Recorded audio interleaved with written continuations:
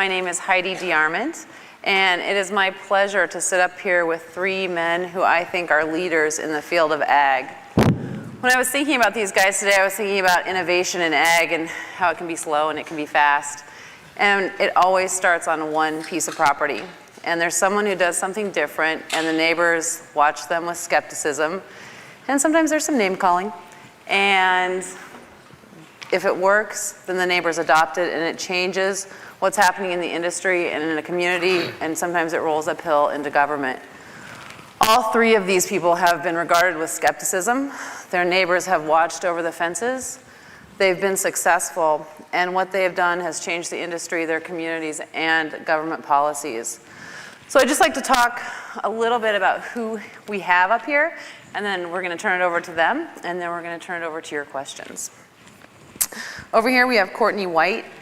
He is a former archaeologist and Sierra Club activist. 10 years ago, Courtney voluntarily dropped out of what he calls the conflict industry to co-found the Quivira Coalition, a nonprofit organization dedicated to building bridges between ranchers, conservationists, public land managers, scientists, and others.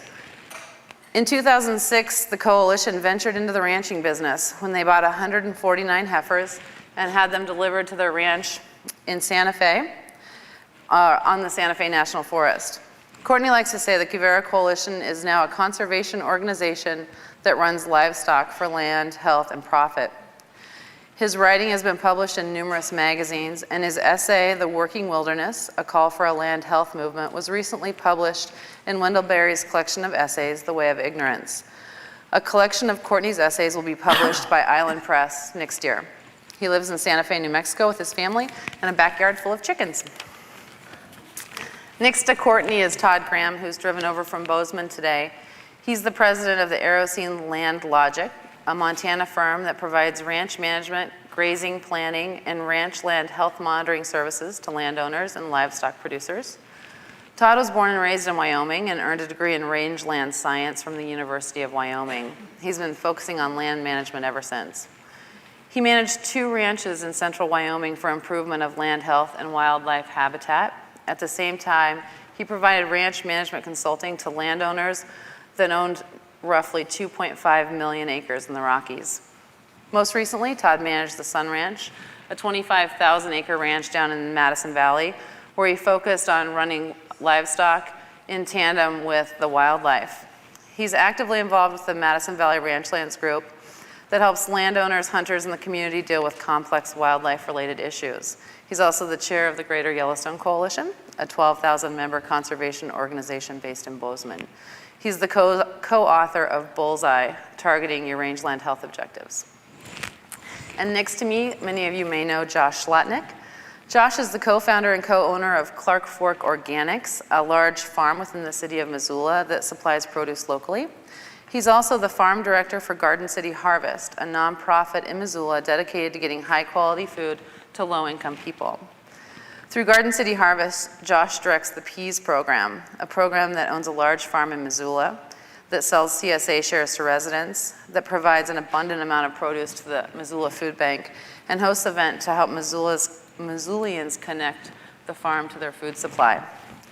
At his farm, Josh voluntarily gave up his organic certification for his own label, the Homegrown Program, which he developed with the help of our local organic and natural food store, the Good Food Store. So that's who we've got here.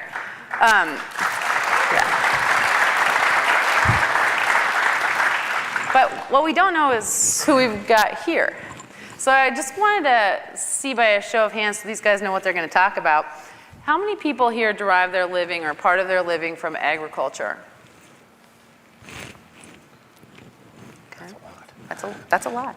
How many people work for government? That's a lot more.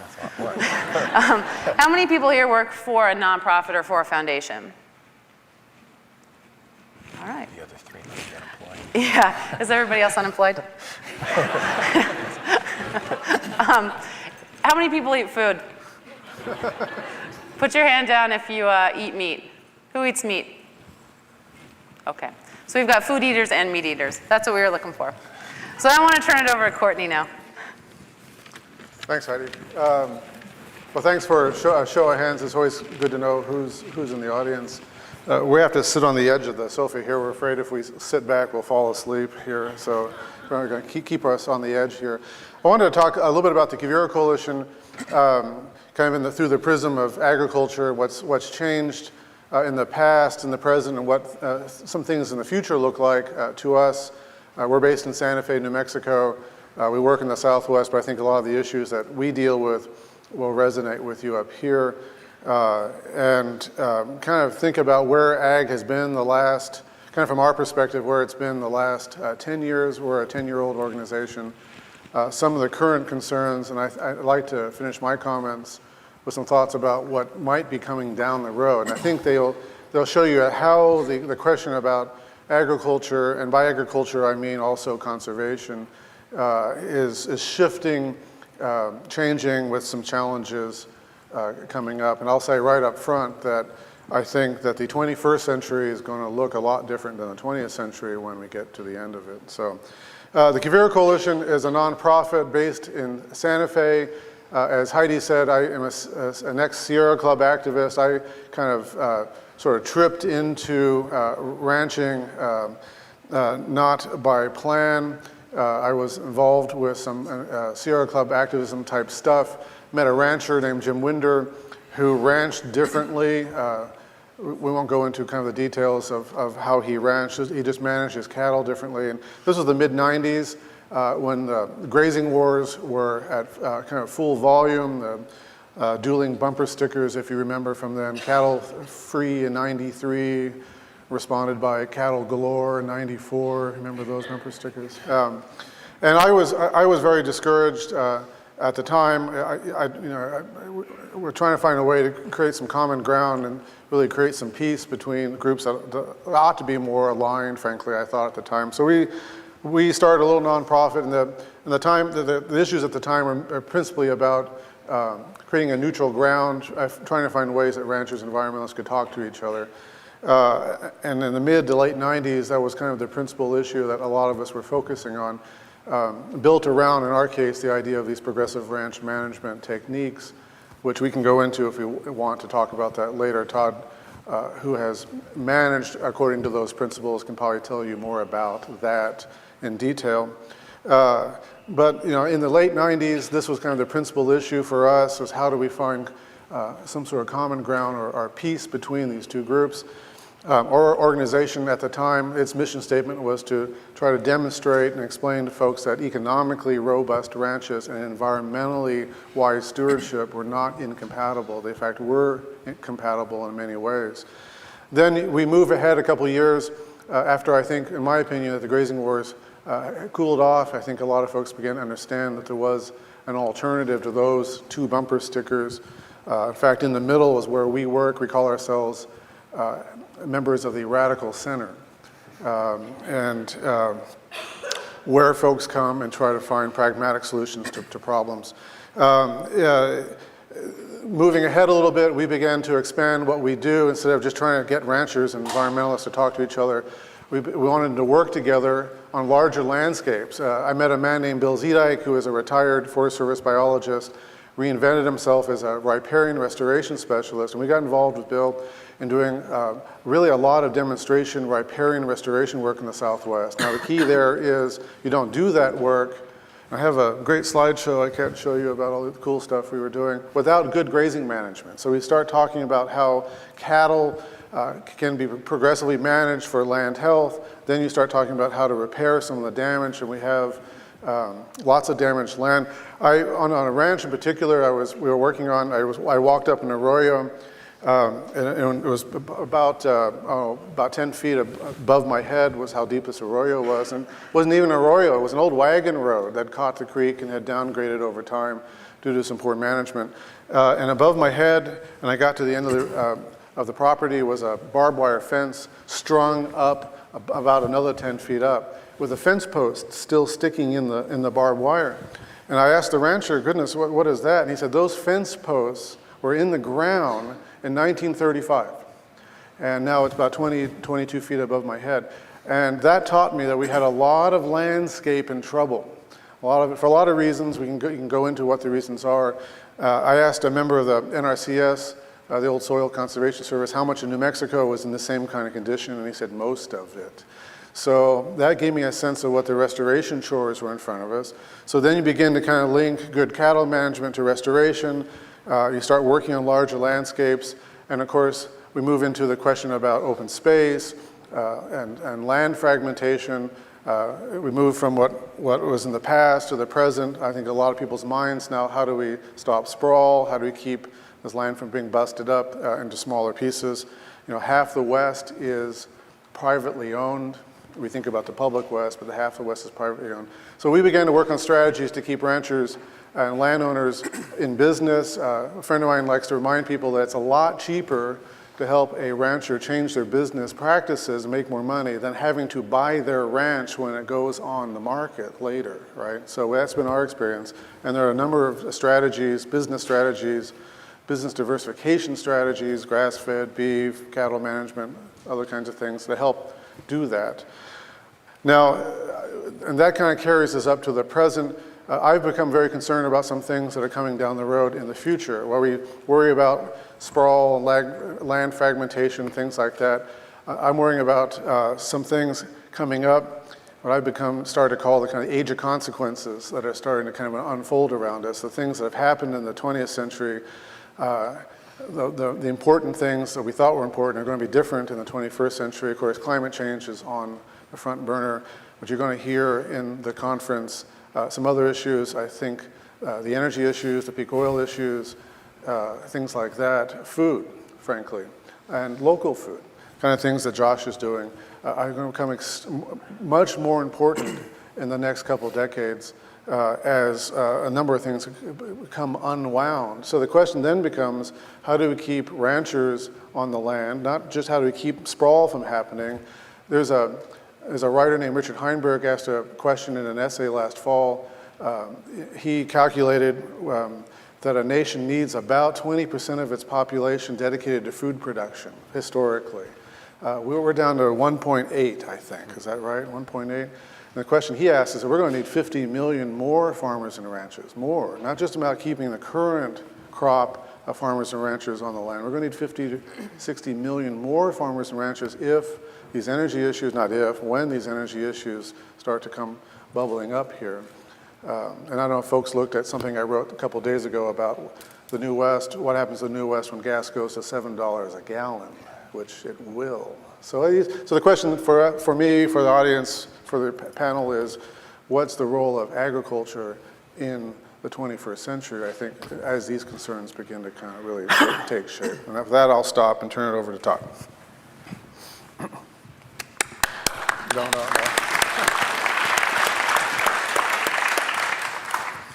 Well, I want to ask you all a very quick question.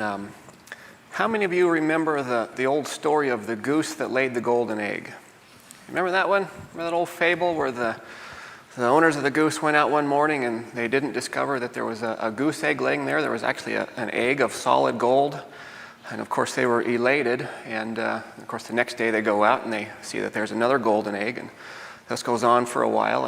And in their haste, they go out there and they lop the head of the goose off to look inside her and get all the eggs, only to discover that it doesn't work that way.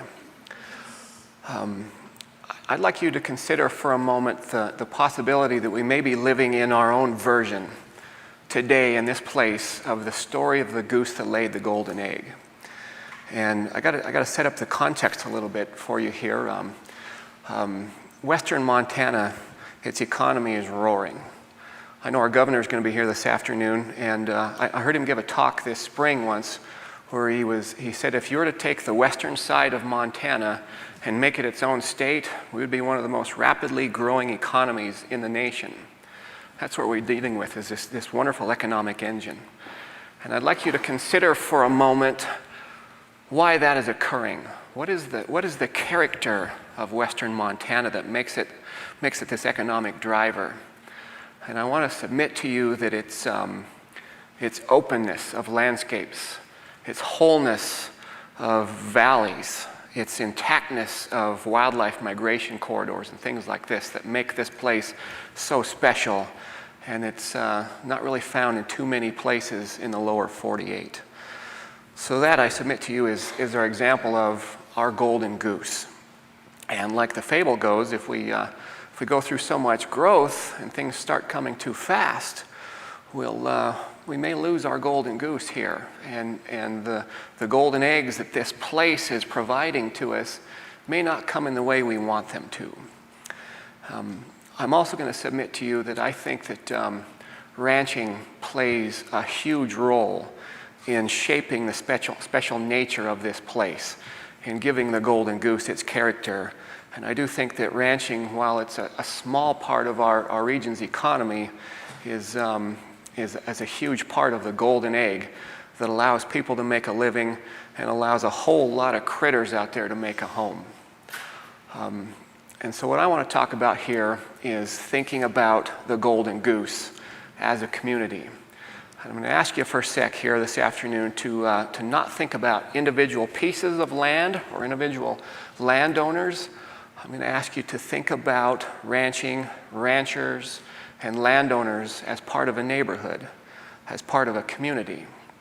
And there are tools that we as members of a community and options and actions that we can all pursue to help keep the land open, help keep ranchers in business, and help shape this special place in the way we want it to go, rather than have it all in subdivisions. And I'm not opposed to subdivisions. Everybody's got to have a place to live, but there's clearly a way to shape growth that's better than others.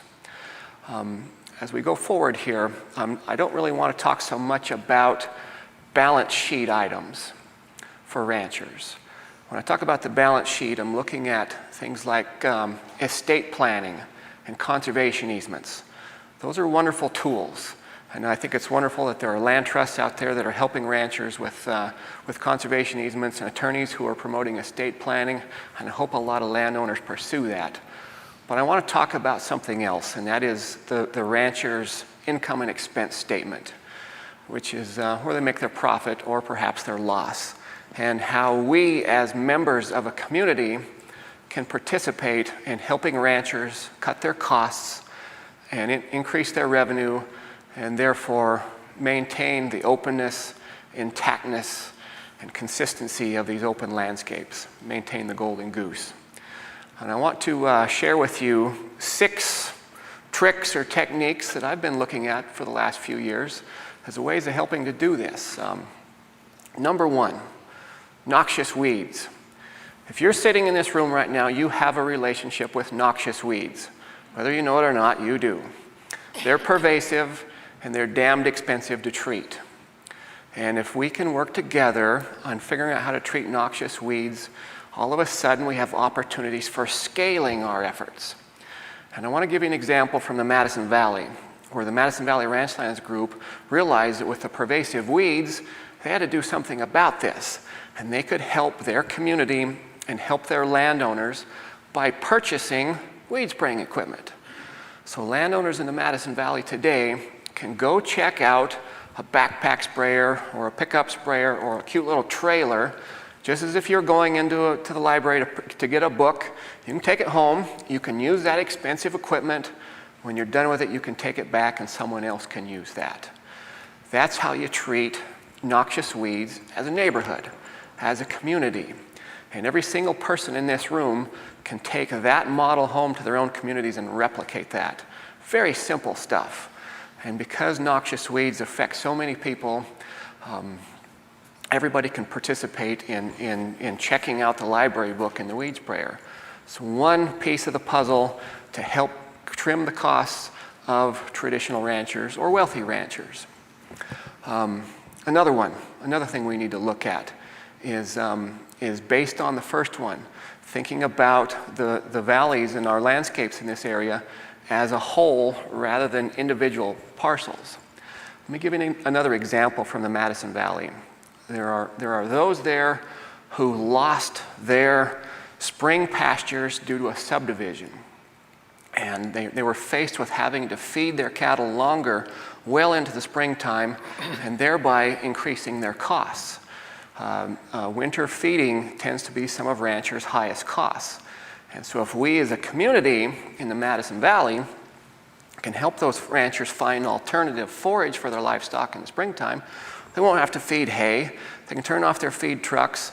They can put their cattle out on good spring forage, which means they're not only increasing the livestock performance, but they're cutting their costs at the same time. They can be much more profitable. That's going on in the Madison Valley today, where wealthy landowners are working with traditional ranchers to move cattle across property boundaries, all in the name of cutting traditional ranchers' costs, increasing revenue, maintaining open space, and improving land health and wildlife habitat. What a project. What a wonderful project, and something we should celebrate and replicate. But there's ways we can add value to the experience. If you're thinking about a landscape or a valley as a whole, rather than individual parcels of land, you can probably get rid of fences, can't you? Does that make sense? Dealing with one big piece of ground rather than a whole bunch of little individual properties. This is the third thing that we as members of a community can get involved in, is fence removal. Has anybody here been involved with Montana Rocky Mountain Elk Foundation and taking fence out in this state? Anybody? Got one hand in the back? I would encourage you to get involved with them. Here's a conservation group, the Elk Foundation, that's quite aggressive in this state, has probably removed hundreds and hundreds of miles of barbed wire fence that were not friendly to wildlife migration. So let's take an experience like that and add value to it. In Madison Valley, Ruby Valley, Gallatin Valley today, you've got not just the Elk Foundation, but the Greater Yellowstone Coalition, Wildlife Conservation Society, Keystone Conservation, and Sonoran Institute, all reaching out to their members to help the Elk Foundation in their cause to take out poor barbed wire fencing. Anybody have any idea what it costs for a rancher to remove a mile of old barbed wire fence? Anybody want to take a guess?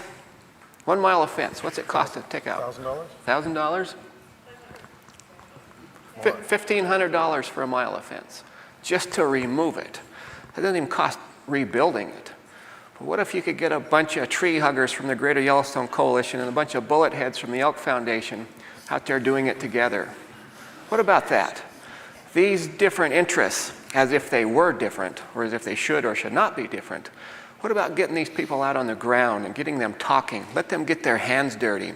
Remove old, unfriendly, wildlife-unfriendly barbed wire fencing and take it out as a community. Take it out collectively. And better yet, do it for free. Ranchers are going to appreciate that. And then the next step, which is going on in the Madison Valley, is we're looking at ways for these same groups of people to come in and help the ranchers establish low-cost, wildlife-friendly fencing. Something we should celebrate, something that can be replicated by any member of this, any person in this room. Another thing we want to talk about is trying to find ways to make wildlife something other than a financial liability to landowners. How many wolves have been shot in the state of Montana? Anybody want to take a guess? 100?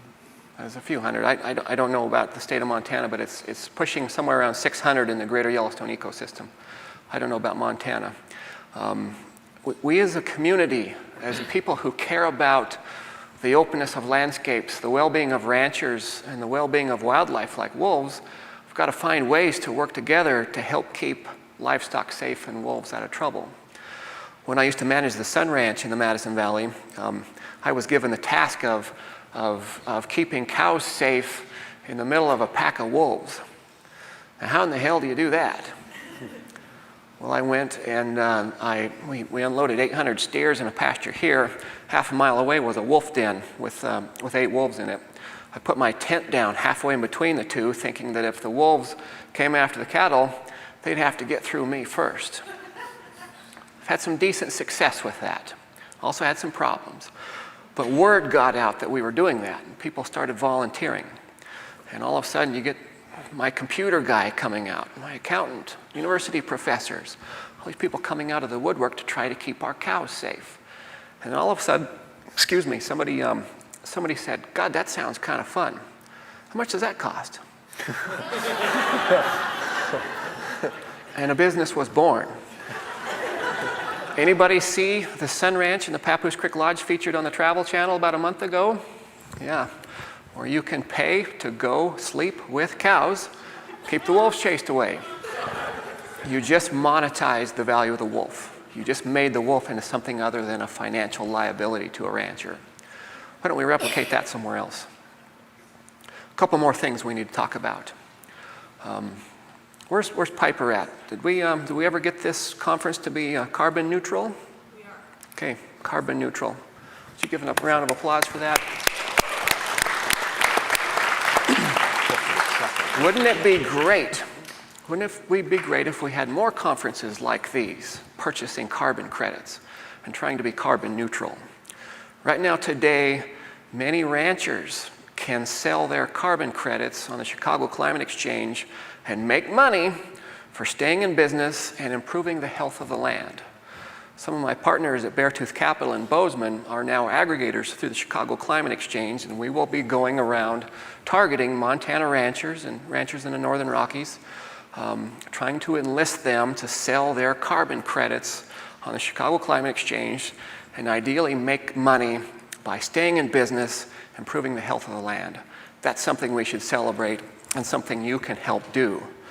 You see, right now, it's not very lucrative to sign up ranchers. A metric ton of carbon trades for about $3.30. Wouldn't it be neat if it was up there about $10? So what I'm going to hope you'll do is you get with Piper here, and she's going to hate me for saying this, but keep harassing her to do more conferences like these that are carbon neutral. And let's have more conservation groups get their conferences to be carbon neutral. And better yet, let's get General Electric and Microsoft to be buying their carbon offsets, just like Ford Motor Company does. Then we can drive the price of a ton of carbon up to where it's more lucrative for landowners, and we can work through the procedures devised by the Chicago Climate Exchange to improve land health and cut carbon emissions in our nation. This is how you maintain the well-being of the golden goose and maintain the special character of these valleys.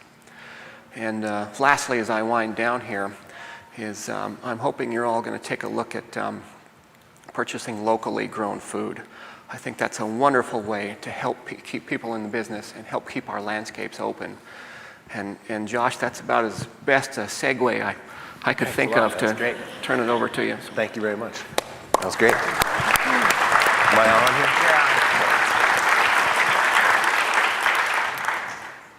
Thanks a lot for coming, and I feel really honored to be part of this with people who are such leaders like you guys. Thanks. It's also fun to talk with, I know a lot of people in the audience, people I see all the time, but maybe I haven't told them this story. So I'm going to start with the story of how our homegrown label started, which I think could be an example, something that could be replicated in other places, and then talk a little bit about what I see as an obstacle for the kind of farming that I do and my peers do here. So I'm going to start this with a question. Why do we need organic certification? Anybody can shout out an answer. What? Said we don't trust the people who grow the food to do it right. And I'm going to just twist that a little bit, and I'd say trust isn't possible because we don't know the people who grow the food. You can go to a store in town or in any other town and buy food that's labeled organic, and you can rest assured if it's certified USDA organic that it hasn't had any chemicals applied to it and no chemicals were used in its production, and that the growers were using a soil building program. Those are the two main requirements of certified organic. Certified organic is necessary because that food came from so far away, you can't know the grower. That certification is a guarantee that no chemicals were used. Beyond that, though, it isn't really all that important. I think it's important when it's at a distance, but when there isn't a distance, it isn't that necessary. So I'll throw out one more question before diving into this story. If I were to say an organic farm, that organic farm bringing vegetables to the market, or an organic farm, what kind of image comes to mind? Say it really loudly. Natural. Natural. Okay. Anything else? What's the picture look like? Big industry taking over.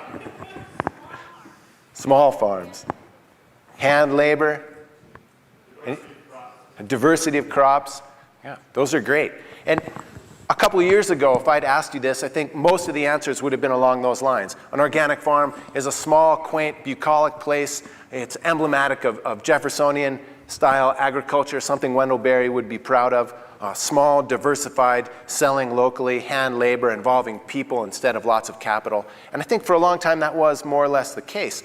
And organic became a pretty darn big business. Right now, that image is not accurate at all. I mean, there are organic farms that look like that, but organics is really big business.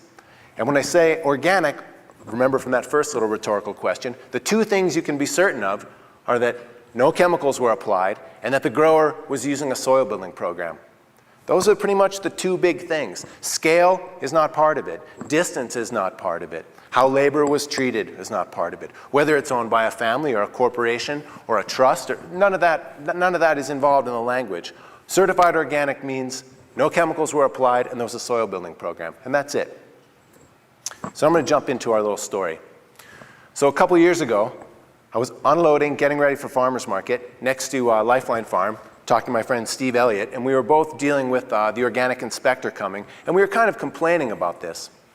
Somewhat because it's a cumbersome endeavor, but we were complaining that it used to be, before the USDA took over certified organic, we had great conversations with our inspector. Because the inspector, she would visit tons of farms every spring.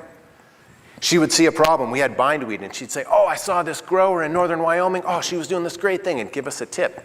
Well, when the USDA took over certified organic, you couldn't do that anymore. And we were unhappy that being certified organic wasn't helping us become better farmers. And as we were unloading and talking, we realized, yeah, and our food is on the shelves. It says certified organic. We're in the same box as Dole Organic. We're in the same box with Earthbound Farm. Not literally the same container, but the same metaphorical box, right? Earthbound Farm is my family's main competition since our big economic crop is salad mix. Earthbound Farm has tens of thousands of certified organic acres on both sides of the US and Mexican border. Why did they go to Mexico? Yeah, the reason why any company is globalized. Globalization, as you well know, is a race to the bottom. You go where production costs are cheapest, and you sell where retail opportunities are most lucrative. Production costs in Mexico, because of cheap land, cheap labor, limited regulations, and a whole slew of other things that don't encumber growers here, make it a lot easier to do business there. So here we are. Our little family farm is in the same box, in the same label as Earthbound Farm. Earthbound Farm is shipping food from Mexico. They're buying their inputs. I don't know where they're buying their inputs, but they're certainly not buying them in Missoula.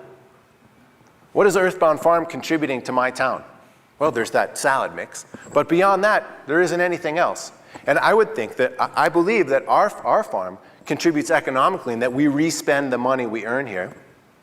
We also contribute economically in that we buy as much of our tools locally as we can, and we hire local people. There's also a cultural benefit and an ecological benefit in that our presence keeps some land open, and I don't want to go into enumerating what those benefits are, but I think you probably could enumerate them as well.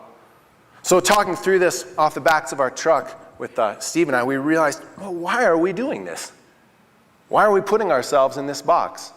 If certified organic is really important if you're at a distance, so the USDA can verify you're doing what you're doing, well, we don't need to do it. We're not at a distance. I'll see Don tomorrow morning.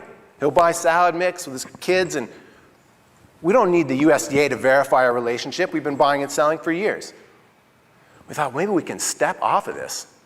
This is a program that isn't helping us. We're not becoming better growers, and it puts us in a box that doesn't describe us. And maybe, since we have a relationship with many of our customers, maybe we don't even need it. Well, there was a missing piece here, and the missing piece was the Good Food Store, which if you haven't visited, you really should. If you want to see an example of a vibrant local economy, go visit the Good Food Store while you're here. Well, we went to see Paul Rosen, who was and is the produce manager, and said, we're thinking about stepping out of certified organic. What do you think? And can you help us to work with us to design a solution? We were asking him to put himself in a pretty vulnerable position. Customers will go into his store and they'll look at the broccoli. They'll say, wait a minute, that says something, I don't know what it says, homegrown. It doesn't say certified organic. Darn it, I want certified organic because I care about what I feed my kids. And we're asking Paul to get rid of that label. This is a pretty big ask. Paul was really courageous and smart and helpful and thinking broadly, and needs to be applauded for that. He joined us, a small group of growers, and we started talking about how we could do this. We came up with a label. We called it Homegrown. We designed a pledge that said we're going to grow according to these items, and I can read some off to you. And then working with Paul, we decided that we would make this information available at the point of sale, and he would label it Homegrown as he labels certified organic. And we made a bit of a fuss about it. We put out ads in the newspaper. He did a little thing at the store. We had a promotional day and turned what I think could have been a marketing obstacle into something really positive. Not only did our sales not slip, they continued to increase at about the same percentage they always increase. So maybe we didn't need anything? I don't know. I think we needed something, and I'm glad we did this. And a really important thing about about Homegrown and this pledge goes back to what I said earlier about the inspector. We believe that this pledge is allowing us to become better farmers. The pledge, which I can read if you want, kind of enumerates what we're doing. It also sets out a set of principles. And when I'm wondering about should I do this or should I do that, I realize I have to live up to that pledge. Along with the pledge, we've agreed to meet as a community, this set of local growers, 3 times a year. And we talk through what we've been doing. We exchange information in a semi-formal, semi-informal way that we weren't doing when we were being inspected by the USDA. And we set up a visitation program where we pull names out of a hat and each grower visits one other grower. So there's no kind of quid pro quo. I can visit you and you can visit Heidi. And those visits are educational. It's not an inspection. We go and talk farming for 2 hours and walk around each other's places. My farm was visited last year and I went on a visit and both of them were great. I learned a whole bunch each time. I feel like I have a support group that was loose before, but now we're pretty tight. So I'm excited about this as a label and as a local endeavor to take back the night. We're trying to take back the economy, our food economy in a small way. I don't know where I am time-wise. I can talk the next thing or I can stop. Can I ask a question? I want to ask a question. Sure. We should probably go to some questions. Okay. I want to ask the first one, though. Sure. Because I'm sitting up here, I get to do this. Yeah. What's your prices versus everyone else's? Our price versus everybody else's. Well, when we sell to the Good Food Store, which is our major outlet where Paul Rose and the produce manager works, we have to work with him to come up with a price. And we work off of what certified organic is coming from somewhere else, coming from typically Charlie's Produce, which is a distributor from Spokane that buys from California. We can't price ourselves out of the market, yet we want to honor what our production costs are. And he works with us and we kind of ride that median. And it's important too that, in such a brief set of remarks, I don't want to come off sounding anti-organic.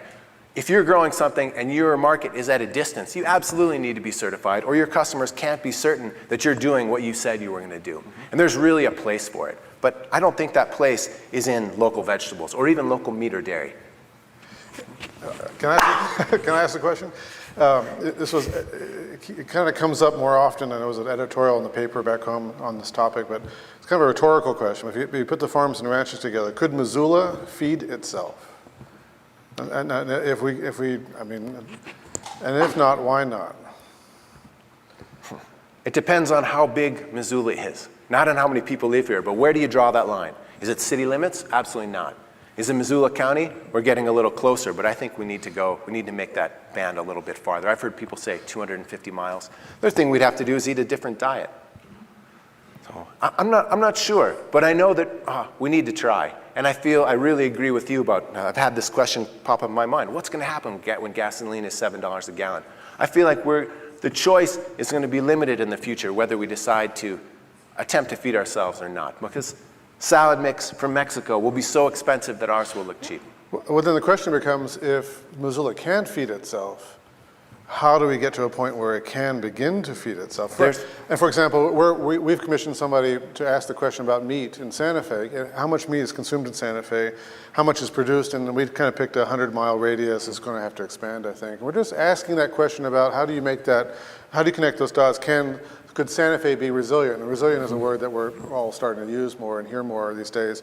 In the case of $7 gas or whatever the issue is, a snowstorm shut down Albuquerque and Santa Fe this winter, and the reporter asked the question, because the food was flying off the shelves, Right. how long would it take, because both interstates were closed, before Albuquerque ran out of food? And the answer was 6 days. And we didn't quite get there. But then these questions start coming up. There was a study done by Dr. Nabhan of Northern Arizona University where he looked at Flagstaff and the area around Flagstaff. There's $600 million worth of agricultural sales there. 0.5% went from the producer to the consumer, like you're doing. All of it went away, far away. Do folks know that food travels about 1,500 miles to get to your plate? And then everybody bought it back, right? So all that wealth is being leaked out of those counties. Doesn't matter if it's organic, doesn't matter if it's natural, doesn't matter if it's grass-fed. We do grass-fed beef off our ranch. The point is that there's a huge amount of wealth that could be captured locally, and you can start feeding people locally for when the crisis comes, and it's going to come. I think you hit on something earlier when you said 1.8% of the population are farmers. I think it's even less than 1% are full-time farmers. Right. So in order for Missoula to feed itself, or any other city about this size, we'd have to expand that number a lot. And I think what we'd end up with is not a town that has, well, we'd have more farms around us, but I think agriculture would become more ingrained in the cityscape. 2 Christmases ago, I got to visit Cuba, and walking around Havana was amazing. You go 4 or 5 blocks, and there's another little mini farm of 1 to 4 acres, and then another 4 or 5 blocks, another one. There are 800 farms inside the city limits of Havana. And I think if we were to really feed ourselves, it would look a lot more like that than it would Missoula's a city center surrounded by agriculture. I think we'd end up with a bit of both. In Havana, every piece of public land, whether it was a school or a police station or a hospital, had a garden on it. I think we'd end up with more of those things. Do you know why? Do folks know why? Folks know what happened to Cuba in the mid-90s? Since 1991. When the Russians pulled out and the economy collapsed and the fossil fuel went away, they had to reinvent themselves or starve. That was it. They called it the special period, and it was a fancy name for famine for a couple of years. We're actually trying to get one of the Cuban farmers to come talk at an event we're doing next year, actually, to talk about this stuff. We're asking questions ourselves. We could probably... Let's open it up to everybody. We've got 3 really smart people here, and this is your chance to pick their brains. Are you depressed yet? Does anyone have any questions? Yeah, my question is about education around, sorry. You can't hear me? Sorry. My question's about education around food and ag, and I guess I'm wondering, I feel like I read a lot about methods or strategies to maintain healthy agriculture and healthy landscapes, but I don't necessarily see organizations that are focused on education outreach. And I'm wondering about if you guys have case studies or examples of places that are actively engaged, whether it's schools and, similar to watershed education or... Where do you live? I'm in Bozeman. We have one in Missoula that I'm fortunate enough to have a part-time job with. I have a whole bunch of part-time jobs, like most Montanans, I think. Garden City Harvest is a nonprofit in Missoula, and there's a 3-part mission. The first part is to get high-quality food to low-income people. The second part is to create educational opportunities in ecologically conscious agriculture. And we do this by working in concert with the Environmental Studies program at the university. We operate a farm. We get about 100 university students a year working at the Peas Farm up on Duncan Drive. They're hands-on, hands in the dirt, and they get a little taste of what that's like. A smaller portion of that group gets a much richer experience during the summer. We also get around 700 Missoula County Public School kids visiting the farm in September and October, and they get a little taste. These are just tastes, but it is an example of one nonprofit that's mixing education and food production in a city this size. And I think there's room for an organization like that in any city this size. I don't know that Garden City Harvest has changed consumer behavior, but I think it's definitely shined a light for some kids, university students as well as younger kids. I mean, this is a tough question. We ask ourselves all the time how to do the education thing better. I don't know if folks saw the study I read about in the paper. It came out last week. They've been doing school programs to kids nationwide, kind of get them to eat a healthier diet. And they reviewed it, and it failed. I mean, completely failed. I mean, the kids, nothing changed. They poured millions of dollars into teachers teaching kids how to eat. I mean, so what do you, I mean, we're running upstream here against some serious stuff. We try to work at kind of a real small scales, kind of a person-to-person almost sort of thing, partly for the economics, because we sell our beef directly to consumers in Santa Fe. But we started last year, we just do an event together. It was kind of a beef fair. I wanted to call it a carnival. We couldn't use it. We could. And we had 6 ranchers, all local ranchers, just bring their food in. It didn't really matter if it was organic or not. They were local. They were also well-managed ranches. We could vouch for the stewardship. Did it in Santa Fe in the middle of summer. Invited the mayor. The mayor showed up, and 300 Santa Feans showed up, and they paid about $10. They came in. They had local beef, and we're going to do it this year, and it's already going to expand. So, and we sat down in the middle of that and had a lecture. We went inside and we all talked, and they talked about local food. Deborah Madison, who lives in Santa Fe, gave a lecture about slow food. And I mean, so you have these big federal programs, which apparently didn't succeed very well. And I think you just got to work at what I call the eager learner model. You work with folks who want to know, want to try something different, and you try to give them the resources they need to make changes, whether it's consumers or producers. 2 words I don't like very much. I don't like consumers or producers. We're eaters and makers or something. So. I'm talking too much. I want to toss one other thing out there to the education person. I feel really optimistic on this front. Things are going our way. I mean, sure, you can stop in at Walmart on a Wednesday night in February, and there'll be 200 people in the parking lot and a bunch of people buying strawberries, and it's really ridiculous. You can also go to farmer's market tomorrow morning and see a couple thousand people in Missoula, or the good food store any time of the day, and it's packed. So just as the big boxes and Walmart and food from China and all that has skyrocketed, so has the kind of food economy that we're talking about. It used to just be, I think, grass growing in the cracks of the sidewalk, but now that grass is pretty darn tall. It's a force unto itself. And proof of that is the USDA getting involved in certified organic, or the success of local stores and the success of farmers markets and CSAs. We're talking about a movement that's on the rise and doing really well. The fact that it's the subject of a conference like this. So I think the eager learners are jumping on it, and I'm feeling really optimistic about the education side of it happening, in a word, organically. Do you want to say anything? No, I'm good. Thank you. I've got a question in the area of maintaining ag land versus sprawl. I'm from a county right north here, Lake County. I believe we've adopted the first density map in the state of Montana. And my question is, when we did the density map, the planning staff did that. What we did was, of course, we put growth areas right next to town, and then as we went further away from town, the density became less and less dense, and that was the basic concept of our map. This map is actually, it's a zoning. It is a form of zoning, but it's only in density. My question is, if you know this area, you probably don't, but right outside Ronan, Montana is the best farmland in Lake County, the very best, potato growers and things like that. Well, my question would be, what are some tools to, since we have a high density growth area right next to Ronan, and then it becomes 10 and then 20 and then 40s and the riparian areas and things like that.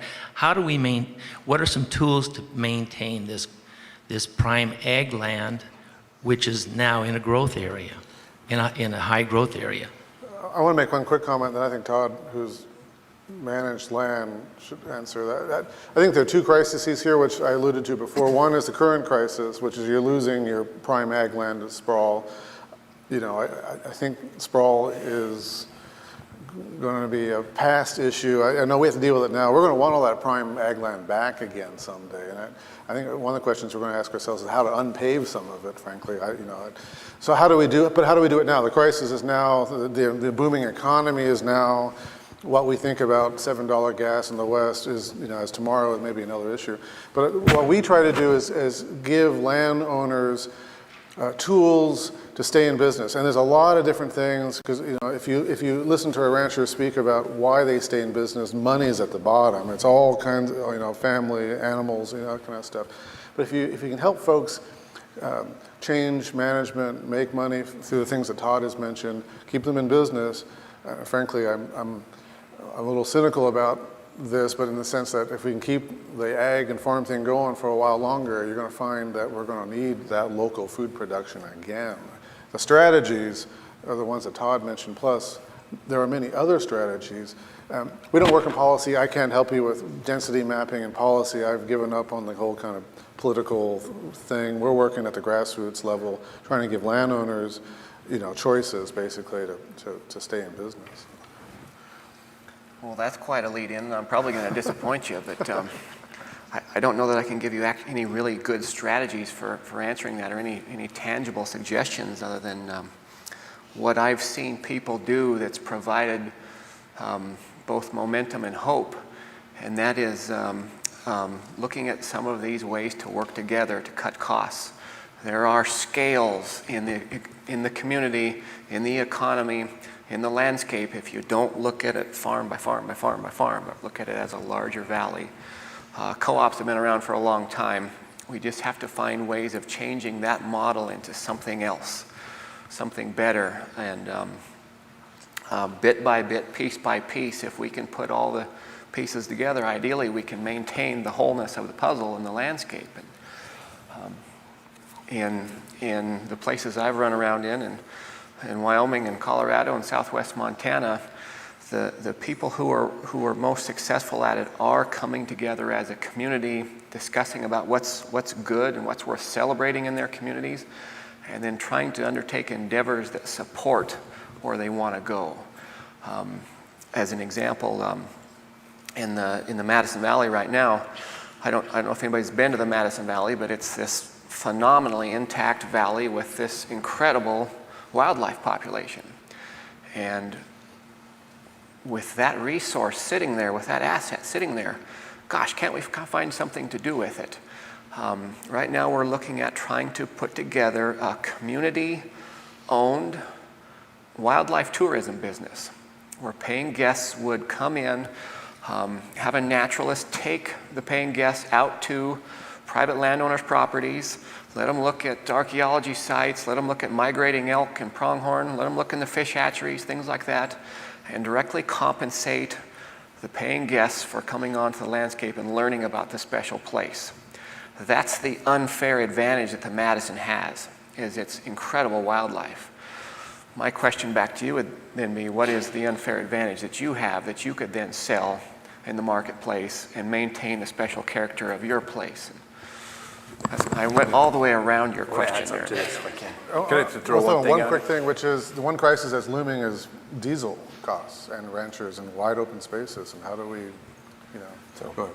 I think this gentleman really identified the crisis just right in here, in that the Montana Department of Commerce estimates that between the year 2000 and 2030, growth rate of 70 to 80% in all the high growth counties in western Montana, which the governor calls the boot. It's shaped like a boot, and Lake County is right in there. And with that kind of growth rate, that's a gold rush.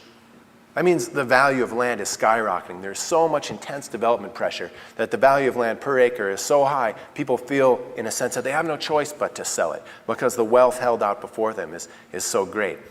I feel like what you guys are saying is right on. If we can help ranchers and farmers come up with other ways to make more money or maximize what they have. But I really believe that this is bigger than, that this problem can't be solved with just becoming more profitable, because the amount of money we're talking about, we can gain 10%, 20%, 30% maybe in profit through working with your neighbors, and that's a great thing on every level. Compare that to the amount of wealth that's held in the land near Ronan, up by the lake. We're talking about land that will be like land is in the Missoula Valley, even without the sewer, $100,000 an acre. So I'm just saying that the pressure is so high, it's going to be really difficult to get people not to cash in. People who love their lifestyle but have children and grandchildren. And I think that this issue, since it's a little bigger than that, we have to go to policy. And when you said about what tools are there, here's where I feel like the real crisis is. The toolbox is pretty much empty. We've got a conservation easement, and that's about it. Conservation easements are really valuable to a very select group of people who are in an income tax bracket where that's useful. And I think you're onto it, where we need some more policy ideas.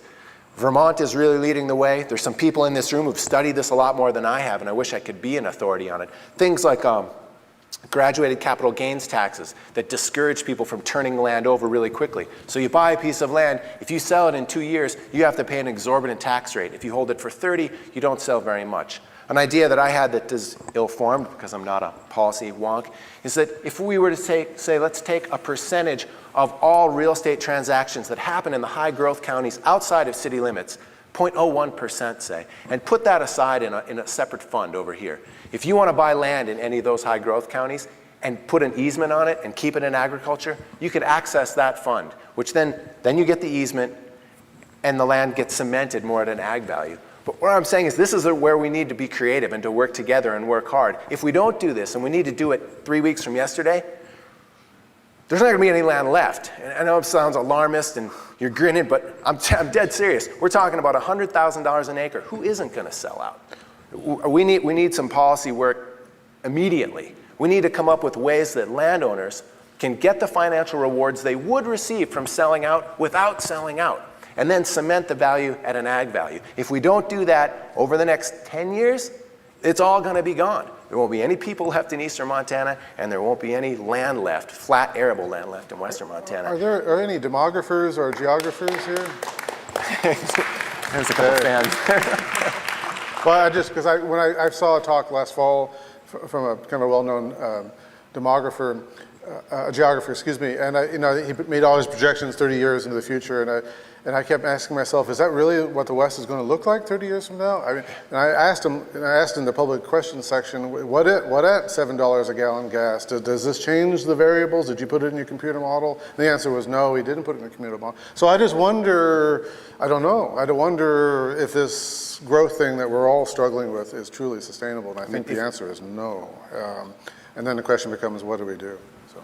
If gas is $7 a gallon tomorrow, the nightmare scenario I just outlined won't happen.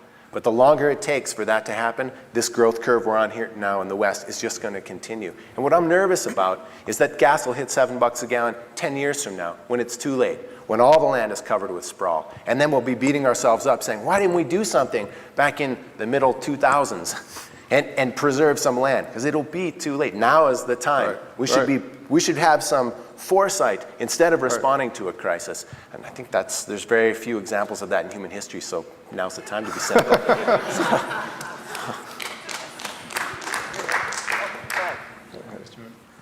Yes, my name's Roger Brown. In the early 90s, I made a film called Western Ranching, Culture in Crisis that played on PBS. And we had some ideas back then. I don't know if they're still valid, but one was the distance between the slaughterhouse and the cattle. And I wonder if much has been done about that, because in Colorado, at least, you would be shipping all the cattle out of the mountains out onto the plains, slaughtering the beef and bringing it all the way back into the mountains. And of course, it was very expensive. And are locals, more local slaughterhouses being explored? Is Chrissy McMullen in here? 80% of the boxed beef in Montana is imported. I guess that's a no. Imported. Yeah, 80% of the beef consumed in Montana is brought in from out of state. We export feeders It's there your as an beef import that state. went someplace else, got cut up and sent back? You know, in Hawaii, they send it all the way to the mainland, and then they slaughter them and send the beef back to Hawaii. And I think about that. I mean, Wouldn't this be a good opportunity to improve the economy of ranching if you could convince the government to have? well, we talk about more policy, inspection? and I don't know if the governor's here or not, but in New Mexico, we're losing slaughtering and processing facilities. In fact, this has become a huge bottleneck. And somebody mentioned earlier today the war in Iraq, and I thought, well, if you got money to spend, God, think about putting local processing facilities in place. I mean, this is a huge issue where we are. I don't know about up here, but we're down to 6 processing facilities in the state of New Mexico. I mean, it's insane. We can't process more than 50 cattle off of our ranch, and we have to schedule it out into July, which is not when you want to be putting these animals off the range, to get them processed to be sold locally. So, I mean, there's a role here for federal government, state government. I don't know, somebody step up to the plate here and help us with that exact issue. What do you reckon the cost of a steak in a restaurant here is transportation? I could talk about this a little bit as someone who used to be a carcass utilization specialist over at IBP in Iowa, and who's come back here and slaughtered a bunch of cattle in Montana and just been floored by the price. I think you need to start with the consumer. And if the consumer wants an animal that when you break it open has white fat and very little flavor, you're going to need to feed it corn. And corn is so expensive to bring here. It's a lot easier for us to ship our light calves to Iowa and have them fed out. You know what I suggested at one point back a while ago was we have all these coal cars going east full of coal, and they're coming back empty. You could fill them up with corn and have your... No, we don't want to go there. No. Just an idea. You need somewhere between 7 and 9 pounds of corn for every pound of beef you produce. And so that system has been broken for a long time. If you can't get people to eat cattle that are fed something other than corn, we're not going to bring back the slaughterhouses, we're not going to bring back the storage facilities, we're not going to bring back the transportation systems that are all missing. Just because of white beef? White fat on beef? It's corn. You've And got to consumer change preference. consumer I mean, preference. you can't convince the consumers to eat yellow fat? You can. Yeah, you can. Yes, you can. One customer at a time at this point, frankly. It's a whole education It process. goes back to the educational question, and there are people doing really progressive work in a lot of places getting people to eat corn-fed beef. There are a lot of people, when you put corn-fed beef in front of them and they take a bite, they don't even recognize what they're eating. I'm sorry, grass-fed. Grass-fed, yeah. And so there's a huge hurdle. But it doesn't mean it won't grow organically. But you throw ethanol into the mix here, and it's just the insanity goes off the meter. I mean, it's just. I've taken too much time. We've got 10 other questions, but I'll let There, somebody... there was some good legislation passed this last session. I asked if Chrissy McMullen was in here. She works for Grow Montana, and in the legislature this year, they passed some legislation. Paul, you may know it better than I do, about creating processing alternatives, and it passed in a bipartisan way overwhelmingly. Small slaughterhouses, it's definitely the ball is headed that direction here, and there was support on both sides. So. Well, in New Mexico, I'll say real quickly, the governor put $250,000 in the budget and was approved for a mobile slaughtering facility. It processes about 8 head a day. It's pretty small, but for the small communities in northern New Mexico, it makes a big difference to them where they don't have large herds. And now it's driving around the Taos area doing that kind of local slaughtering processing. There's other issues in terms of storage and cold and hanging, but that's another possibility instead of a permanent facility somewhere to invest in mobile slaughtering facilities. It works well in the San Juan Islands area of Puget Sound. But there was also one of those that went out of business not long ago, a mobile slaughtering facility, just like you described. And again, the issue was consumer preference. They didn't want to eat the beef put in front of them. So. Who's next? Next question? You've been waiting, yeah. I've been trying to think of how to formulate this question for a while here, and it keeps getting a bit confused, so bear with me. I mean, we talked about western Montana, the boot being, if it was a state, it would be the fastest growing in the country or something, and dealing with those problems of rapid growth.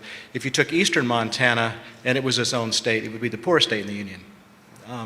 And so I'm interested in how we translate these discussions to areas like eastern Montana. I've done a lot of work, as you know, Josh, out. And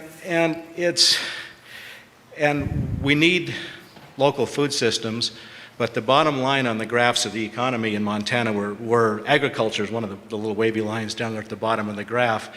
And if we're going to have an economy in eastern Montana, we can't depend strictly on local because eastern Montana produces 10,000 pounds of wheat and 2.5 feeder steers per capita in the state of Montana. So it's got to go somewhere. So we need some kind of economic approach that deals with how we integrate that in a way in a regional economy and that farmers and ranchers in eastern Montana can make a living. Because frankly, one of the things that really, and we're going to hear from the governor pretty soon, the alternative to an agricultural economy in eastern Montana is coal mining. And a lot of us don't think that's such a good idea either. And so there's got to be, I'm struggling with some alternative between, $3.40 wheat and that nobody can make a living on and digging up eastern Montana and turning it into diesel fuel. There needs to be some sort of addressing that issue in some creative ways, and I'm not seeing it. One idea on this, and this has to do with MSU. MSU's our ag school, the Cow College. Lots of money is being spent there on doing ag research. Some of it's great research, some of it's not great research. I think that MSU should make its focus profitable dryland farming on smaller acreages, specifically around eastern Montana. Eastern Montana's economy is failing because there are no people there.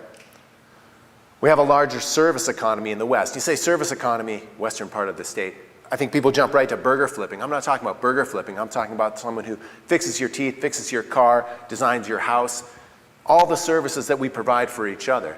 Eastern Montana doesn't have that. There aren't enough people there to warrant such an economy. If we set MSU on a research path toward designing profitable smaller acreages, small acreage farming, you could get some more people back there. I stole this idea. It's not mine. I got it from Bob Quinn, who's a real pioneering grain farmer near Big Sandy. On his own, because he's a research scientist and now he's been a farmer for 25 years, he's doing experiments in dry land, growing all sorts of different things, trying to come up with what could he make a living on 320 acres, a homestead size. If there was a way for people to make a living on that size of an acreage in eastern Montana, you would double, triple the population really quickly. And you'd have enough people in a town like Big Sandy to warrant a cafe and a church and a hardware store and an implement dealership. And then those people might need to have their teeth fixed and their glasses fixed and their houses designed. And all of a sudden you'd have a town. Right now it's ghost towns out there. So it's not a really clear suggestion, Cliff, but it's something that where we have resources we're spending on research, and we're spending them on things like Roundup Ready alfalfa and Roundup Ready wheat, which are actually going to work against the economy of eastern Montana. If these things are successful, they'll depopulate the state, continue to depopulate the state.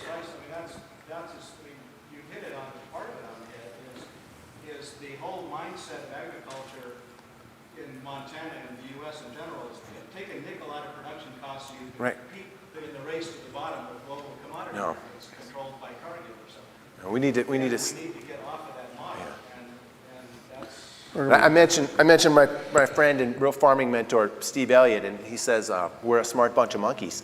No, we are. We just haven't chosen really where to apply those smarts. And if we could take all those really smart folks doing crop science at MSU and say, let's really try hard over the next 5 to 10 years to figure out what else we can grow out there that's going to earn us some more money. Does that mean involving processing? Probably. Value added? I don't know. It's a puzzle that needs to be solved. But right now, we're not putting any public effort towards solving that puzzle. I think that might be the first step. Then if we can make small acreage farming a little more profitable, you see some repopulation, and then an economy would go. But unless we get off of the track we're on now, we'll see continued depopulation and a non-economy in eastern Montana. Who will lead that change? I'm hoping for our research schools. I'm not sure who else. I mean, that's why I picked that out, because they're the folks who are doing ag science and ag research. Let's direct them to do that. Does that mean us? Does that mean the governor?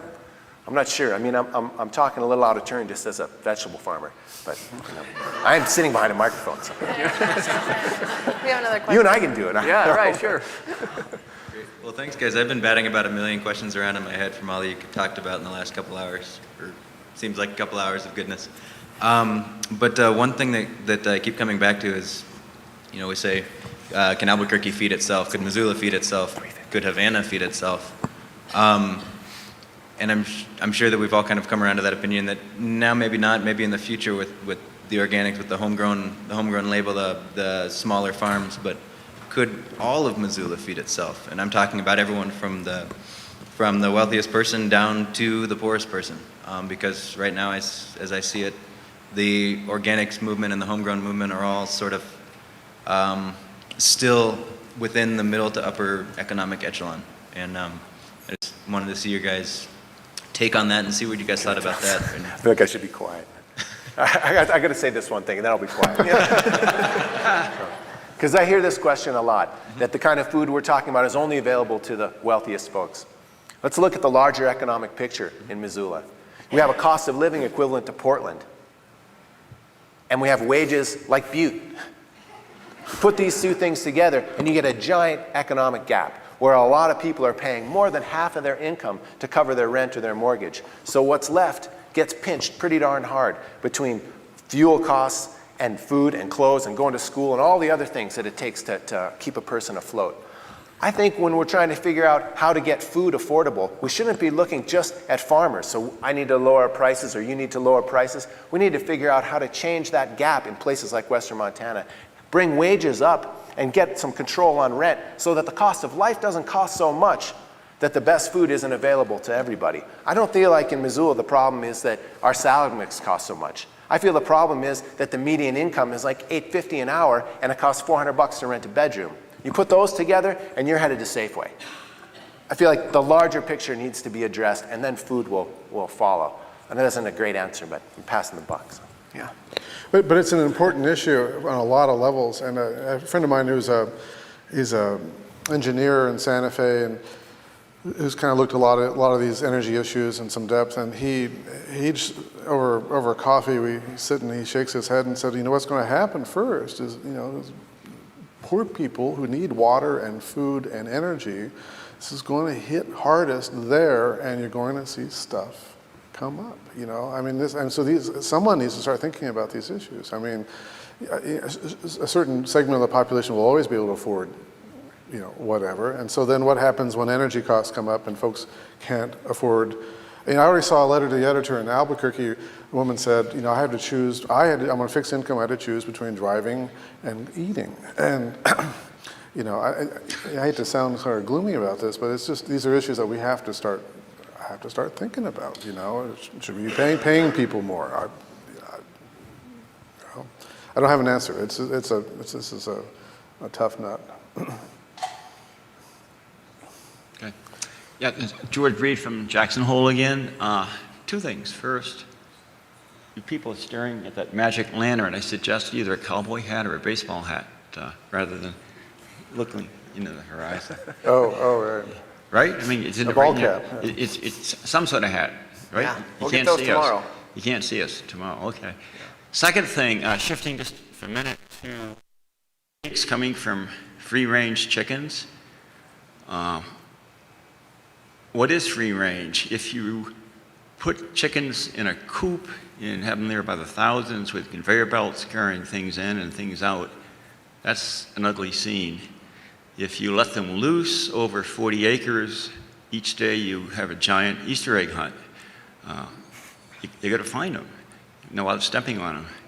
What's the state of the art of the thinking as far as the treatment of chickens that lay eggs? Yeah, I can tell you what we do. Joe Salatin, those chicken tractors? Yeah, the Joel Salatin chicken tractor works really well, and you guys maybe can describe that to them. I feel like I'm talking too much, but I'll tell you what we do at my farm. I have a chicken coop. It's pretty decent size, and I built it on the chassis of a hay wagon. And we have a portable electric fence. And the whole thing is maybe 1/4 of an acre.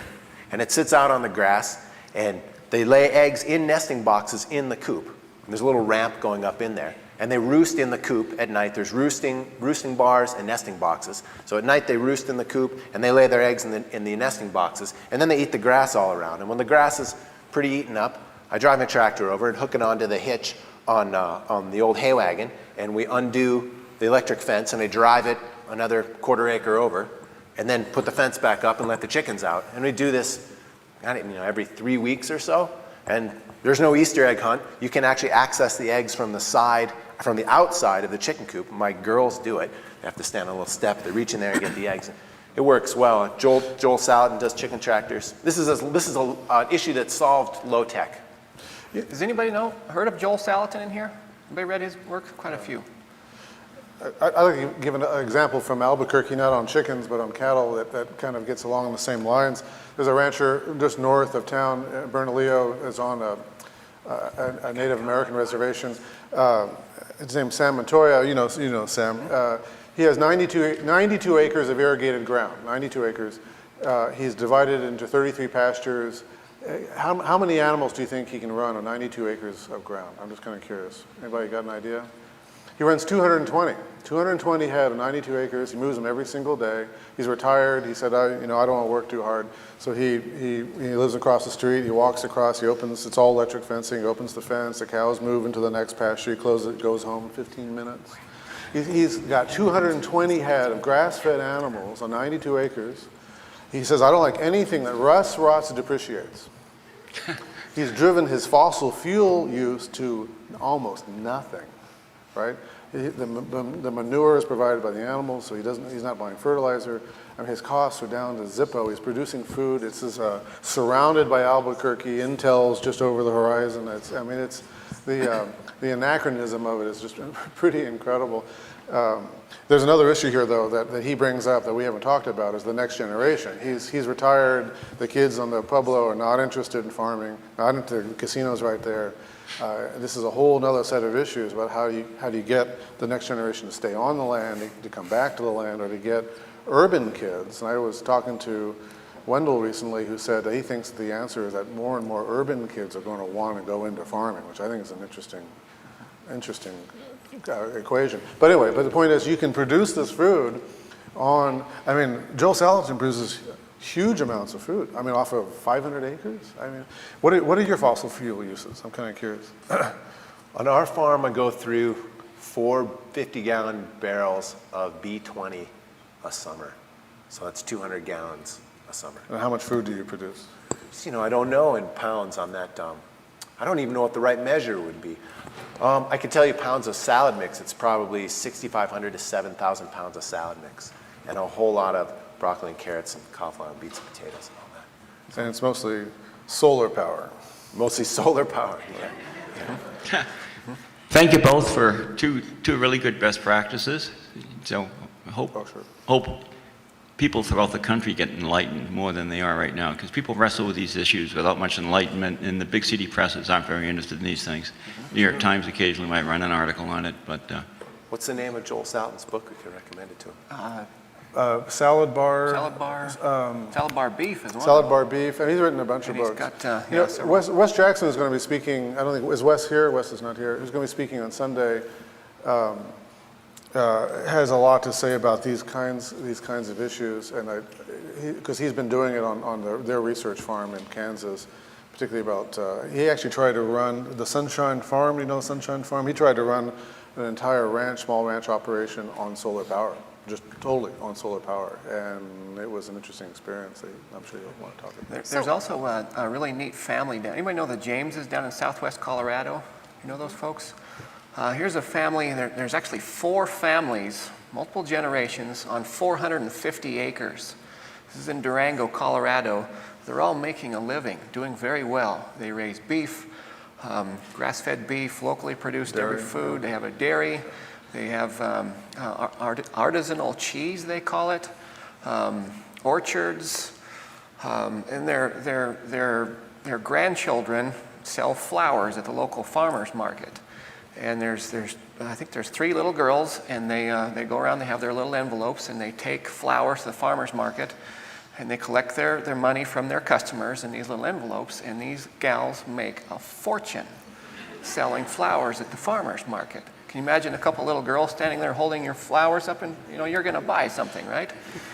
And you've got multiple generations of people living on 450 acres, taking care of the land and rolling it on to the next generation. They've done some wonderful estate planning. They've looked at a whole bunch of different options, looked at multiple businesses, and they're making it work. And the point is, we're trying to tell you from our experience that there are these examples. They're kind of in nooks and crannies right now. But there's more of them every day, and they're examples that work. And this is going to be increasingly important. Wes likes to talk about that virtue didn't work, meaning, right, we've been talking about the virtuousness of this and that. Necessity is going to step up here and bite pretty soon. And so, but there are examples out there. I don't want folks to feel like, well, all we're going to do is going to flip a switch and we're going to go from oil to solar or whatever. It isn't going to be like that, but we have to root up and find these examples of things that work on the ground, that are making money, that work within what we call nature's model. In this case, nature's model of herbivory. They're out there. What Sam is doing is extremely inspirational. He's also can't get anyone else interested in what he's doing, but necessity will be on his side eventually, I think. We've also got to get better about sharing successes. We always hear the gloom about agriculture, but there are some people making a lot of money in agriculture out there, and we never celebrate enough of their practices. We got to get better at that as a society. So we're going to just take 2 more questions. We want to give you guys 30 minutes or so to find the three people that are up here and have private conversations and ask them questions and get resources, and also just prepare for Brian Schweitzer. So go ahead. Along the lines of celebrating successes and in response to some skepticism to public policy alternatives, I just wanted to give a few quick examples of some good things happening. Some things that people can do if you have land or you're interested in protecting it and passing it on. One option is citizen-initiated zoning. That's part one. Folks in different counties have used that to set use requirements to keep the land in agriculture and density requirements, that it stay as one home per 40 acres or one home per 160. They've done it in Park County. They've done it in Jefferson County. Another example is countywide zoning. Powell County had the political will and the landowners who supported keeping parts of the county in agricultural production. So those are zoning methods which determine use and density. Zone is still a four-letter word in parts of Montana, but citizens need to think about that as an option to protect what they love. Another positive example is what was done with the Farm to College program. I went through the Environmental Studies grad school program, and some of my colleagues, some of them are here, and some of the ones who previously graduated, like Chrissy McMullen with Grow Montana and Kira Pascoe, and Shelley O'Connor worked with the university to change their procurement policies to buy local food. And out of that, they pushed for the legislature in 2005 to change their bidding process. The Department of Commerce was initially skeptical. This last session, a really good bill passed to promote our local institutions buy local food. And so that's been a very positive example. The other thing that Grow Montana had and some other ag groups was to promote looking at value-added production between this session and next session so that we can take lessons and your ideas and turn that into policies for value-added ag. So if you have ideas, I would encourage you to contact ag groups. There are folks from Farm Bureau here, there are folks from Aero. There are a lot of great people with those ideas. It's not futile, and though people may be bitter and jaded, take your good energy and turn that into something positive that we can work with in the next 2009 session. There are also some positive ideas for tax credits on the federal level and on the state level to change our policies for taxes to keep people on the land. So with that in mind, as Margaret Mead would say, a few people and one individual can make a difference and do make a difference. So go out there and do it. Thank you. We're just going to take one more question. I know you two gentlemen have questions as well, but you can come up and ask the guys afterwards. And Josh needs to go deliver food, so we're trying to get him out of here. Okay. I'd like to go back to the idea of connecting the growers to the eaters in a more local way. And I just finished reading a book called The Omnivore's Dilemma, and I'll tell you, I'm not ever going to eat corn-fed beef again, because apparently cows weren't supposed to eat corn. They're supposed to eat grass, and that made a very, cogent argument for me. And the idea that I would like to suggest, and it's a paradigm shift, I admit. There are about 900 people in Montana. Eastern Montana produces a lot more food than it can consume. But if you look at Montana as a whole, the second largest industry in the state is tourism. 10 million people visit every year, and they consume 120 million meals per year. And they want to eat Montana products. I own a small inn, I'm a trained chef, and I have experimented on my guests. And I will tell you that if I give them something grown locally or in Montana, the perceived value is much higher than something that's not. And they will eat whatever you serve them. If it's well prepared, they will enjoy it and appreciate it, even if it tastes different than what they're used to, because it's Montana. And if we just could get off of the commodities rat race and say, our products are better, they're local, you're in Montana, you're looking at this glorious scenery, and that scenery produced this meal, you can't eat the scenery, we could find a market. The problem is that growers, sorry guys, aren't good marketers, and chefs are too busy. And there's a connection that needs to be made.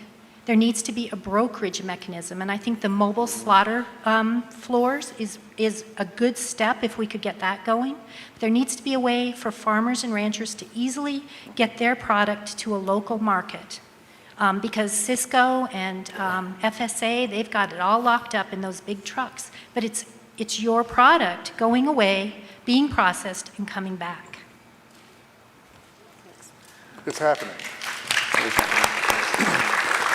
You guys, I just want to again thank these three guys for coming and sharing their wisdom with us. Please find them after the session if you have more questions.